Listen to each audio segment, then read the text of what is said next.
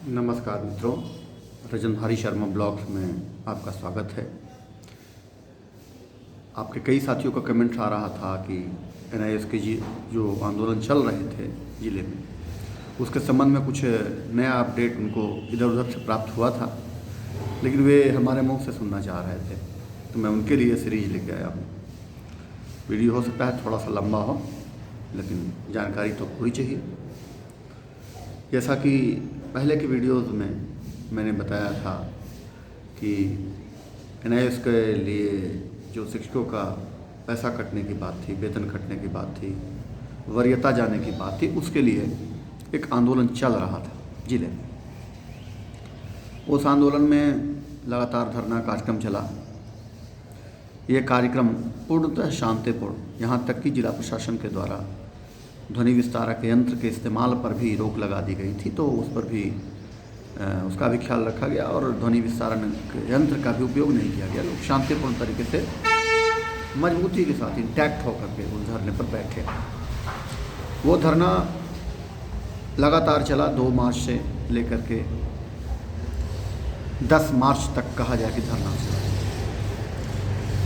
इस बीच में बहुत से लोग ये पूछने लगे कि भाई ये तो कुछ हो नहीं रहा है, लोग आ रहे हैं जा रहे हैं, सभी जिला के पदाधिकारीगण शिक्षा विभाग के उसी रास्ते जाते और हम लोग बैठे रहते इस उम्मीद में कि कोई तो हमारी सुनेगा, कोई हमारी बात रखेगा। लेकिन दुर्भाग्य से ऐसा नहीं हुआ। कोई भी पदाधिकारी हमसे पूछने नहीं आए, शिक्षकों से वार्ता करने नहीं आए। कहीं न कहीं उनके मन में ये रहा होगा कि देखते हैं जोर कितना है, ये टिक भी सकेंगे नहीं टिक सकेंगे, ये परीक्षा की बात थी। तो इसी बीच में संभवतः 6 या 7 मार्च को निर्णय हुआ कि अब जो है धरना का कोई विशेष असर नहीं दिख पा रहा है, तो एक पुतला दहन का कार्यक्रम रखा गया।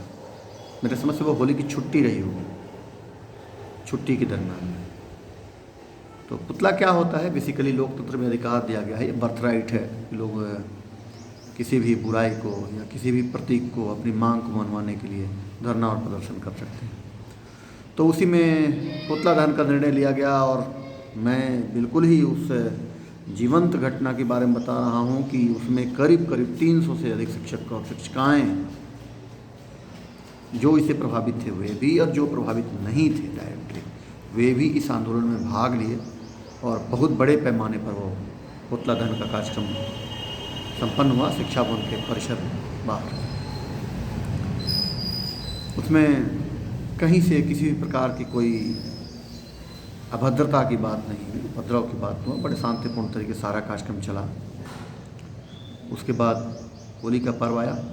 दुख ये रहा होली के पर्व में और शब बारात में हम लोग शिक्षक को कुछ नहीं दिला सके, आर्थिक लाभ जो मिलना चाहिए था उसे में हम असफल रहे, ये बात मैं मानता हूँ। उसके बाद 10 तारीख को पुनः धरना चला और 11 तारीख को एक तालाबंदी करने का कार्यक्रम रखा गया, जिसके लिए पूर्व में भी आपको वीडियोस मिले हैं। तो तालाबंदी के दरमियान में ये हुआ कि निर्णय लिया गया कि अभी भी मौका है, अभी वक्त दिया जाए, क्योंकि तालाबंदी एक बड़ा निर्णय होता है। अमूमन हम लोग ये करना नहीं चाहते हैं, कोई भी जिला नहीं करना चाहता है, कोई संगठन शिक्षक नहीं करना चाहते हैं, ये आखिरी उपाय के तौर पर लोग इस्तेमाल करते हैं। तो हुआ यूँ कि हम लोगों ने मौका दिया, 2 बजे तक का समय दिया, क्योंकि उतने बीच में भी अगर कोई बात बन जाती है तो अच्छी बात है। हमारा मकसद धरना करना तो है नहीं, हमारा मकसद शिक्षण देना है, बच्चों को पढ़ाना है। लेकिन अब जहाँ हक की बात आती है वहाँ लड़ना भी हमारा फ़र्ज और धर्म हो जाता है, शिक्षकों का धर्म हो जाता है। अंततः अफसोस ये कि कोई फैसला नहीं आया, कोई वार्ता नहीं, और मजबूरन 2 बजे हमारे साथियों ने, बड़ी संख्या में जो लोग आए थे उन्होंने कार्यालय परिसर में सबको सूचित करते हुए, क्योंकि पूर्व में जिला प्रशासन को सूचना मिल चुकी थी, उनको भी हमने लिखित दिया था, जिला प्रशासन को भी दिया था और शिक्षा विभाग को दिया था। अंततः हम लोगों ने अपने निहित कार्यक्रम, उसके पूर्व हम लोगों ने बहुत कोशिश किया, डीपीओ स्थापना से मिलकर के 10 तारीख को उनसे हम लोग की बैठक हुई और बैठक में उन्होंने श्योर किया कि हाँ मैं 1 घंटे में पत्र निकालूंगा। और 1 घंटे बाद जब पुनः हम लोग गए तो कुछ जो है ऑफिस में जो शिक्षक ही हैं, लेकिन वो शिक्षक के हित की बात नहीं करते, उन लोगों ने जैसे पता चला उन लोगों ने कुछ मिसगाइड किया उनको और अंततः वो मुकर गए अपने वादे से। उन्होंने कोई पत्र नहीं निकाला एरियर देने का, जबकि वार्ता हुई थी। उसके फ़ोटोग्राफ्स हम लोग के पास हैं जिसमें वो श्योर किए हैं कि भाई हम देंगे। नतीजा ये हुआ कि वो 10 तारीख को भी मामला टल गया। DPO साहब ने भी संज्ञान नहीं लिया। हमें लगा ऐसा, जब उन्होंने कहा कि हम निकाल देते हैं, तो लगा कि चलिए हमारे संघर्षों की थोड़ी जीत हुई है और हम लोग का काम हो जाएगा, लेकिन हुआ नहीं ऐसा। अंततः 11 तारीख को 2 बजे कार्यालय में तालाबंदी आंशिक रूप से, एक सांकेतिक जो होता आया है आज तक, वो किया गया। तालाबंदी के बाद भी 5 बजे तक कोई भी पदाधिकारी, अच्छा आश्चर्य जानिए कि उस तालाबंदी के पूर्व जितने भी जिला कार्यक्रम पदाधिकारी थे या जो बड़े अफसर थे, वे सभी जो है कार्यालय से बाहर आ गए। कुछ लोग अंदर रहे। 5 बजे तक कोई वार्ता नहीं हुई। शिक्षकों के बीच में भी ये लगा कि अब लगता है कि तो ये भी नहीं हो पा रहा। अंततः मैं बताऊं कि ये सबकी सम्मिलित प्रयास की कैसे जीत होती है या उस पर कैसे कोई आंदोलन खड़ा होता है। अंत में मुझे विश्वास नहीं था, बहुत सारे शिक्षक वहाँ मौजूद थे, उन लोगों ने निर्णय लिया कि जब तक कि हमारा समस्या का समाधान नहीं होगा तब तक हम लोग इसी परिसर के पास बैठे रहेंगे। यहाँ तक नौबत आ गई कि हम लोग ने खाना वाना का व्यवस्था भी वहीं पर करने की बात की कि अब भाई जब तक नहीं होगा डेरा डालो, यहीं खाना बनेगा, यहीं सब लोग खाएंगे। और सबसे पहले हम लोगों ने निर्णय लिया, शिक्षकों ने निर्णय लिया कि अगर हमारा खाना बनता है तो सबसे पहले हम उन लोगों को खिलाएंगे जो कि उस कार्यालय में बंद हैं।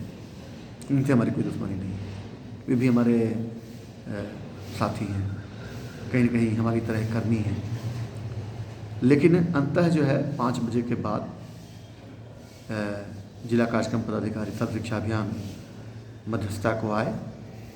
जिला शिक्षा पदाधिकारी, SDO साहब, इन सब के इंटरवीन के बाद और बहुत कोशिश हुई कि किसी तरह से आंदोलन को ख़त्म कर दिया जाए। उन्होंने कहा मैडम 13 को आने वाली हैं DO मैडम, तब जो है उसकी बात होगी। तो हम लोगों ने कहा ये तो पत्र निकालना जिला कार्यक्रम पदाधिकारी स्थापना को है, वो निकालें पत्र और या फिर हमको लिखित ही आश्वासन दे दें। क्योंकि कई बार आप लोगों को मैं बताया भी था कि हुआ यूँ कि कई बार चर्चा हुई कि अब मिलेगा, अब मिल जाएगा, लेकिन हुआ नहीं ऐसा कुछ। बाद में फिर लोग अपने आश्वासन से पलटते हैं। अंततः लोगों ने अपनी बातों को रखने के लिए मौका भी दिया।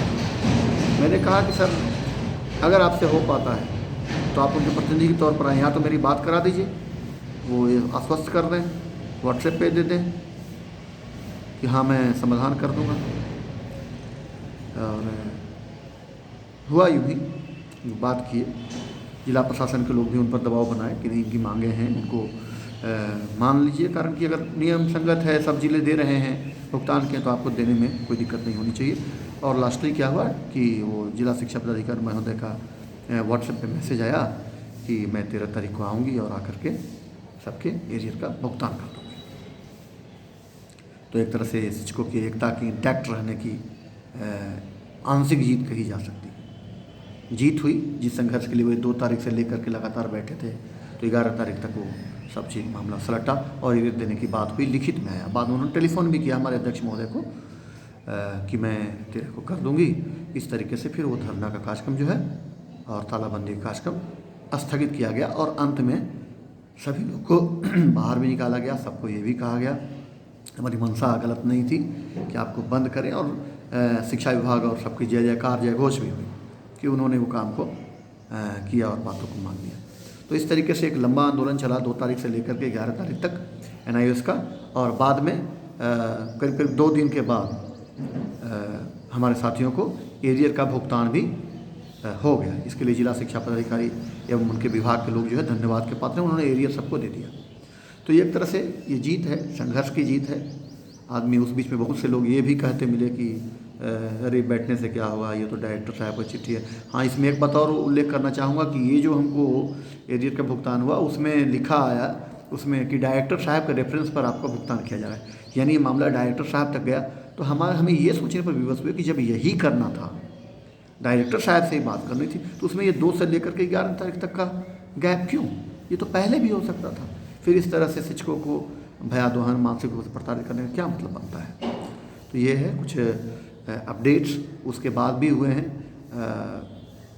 सारा कार्यक्रम होने के बाद भी कुछ और बदलाव आए हैं, वो मैं अगली वीडियोज़ में आपको बताऊंगा, क्योंकि ये बहुत बड़ा हो जाएगा वीडियो। लेकिन फिर भी आप जानना चाह रहे थे, आपकी इच्छा थी, इसलिए मैंने इसको बनाया है और इसको अपलोड कर रहा हूँ आपके बीच में। तो मैं यही कहना चाहता हूँ कि जो संघर्ष होता है जब आदमी आता है, अरे ये तो बहुत कम है ना, जिसमें भगत सिंह लड़े होंगे, महात्मा गांधी लड़े, उससे तो अंग्रेजी सरकार थी, वो तो उनके जान को खतरा था सीधा सीधी, इसमें तो जान का खतरा नहीं है कम से कम। तो ये आंदोलन लोगों ने किया और ये उनकी एकता, शिक्षकों की एकता की जीत मैं मानता हूँ। एक प्रारंभिक दौर में उनका एरियर भुगतान हुआ। तो सभी शिक्षक को अपने हक के लिए, शिक्षक ही क्या हर वर्ग को अपने हक के लिए लड़ना चाहिए, लेकिन शांतिपूर्ण तरीके से और लोकतांत्रिक तरीके से ही लड़ना चाहिए, कहीं भी उसमें हिंसा का स्थान नहीं होना चाहिए, ये बात है। अब इसके बाद जो कार्रवाई हुई है, एक बहुत ही अद्भुत कार्रवाई हुई है, जो शायद आप लोग नहीं सुना होगा। आंदोलनकारियों के ऊपर जो होता है वो मैं अगली वीडियो में आपको बताऊंगा, जो कि और आगे लड़ाई को आगे जाने को मजबूर कर रहा है। तो अगर आपको इस तरह का और वीडियो चाहिए, नया अपडेट्स चाहिए, आप हमारे साथी हैं, हमारे मित्र हैं, हमारे व्यूअर्स हैं, तो ये आग्रह मैं आपसे करूंगा कि रजनधारी शर्मा ब्लॉग्स जो मैं आपके लिए खास करके वीडियो बना रहा हूँ, सभी इनको आप लाइक करें, शेयर करें और कमेंट्स भी ज़रूर करें, और साथ साथ सब्सक्राइब करें। जो नए लोग सुन रहे हैं वे इसको सब्सक्राइब करें। मैं नए नए अपडेट आपको देता रहूँगा। इन्हीं बात के साथ मैं अपनी बात को विराम देना चाहता हूँ। धन्यवाद, नमस्कार और शुभ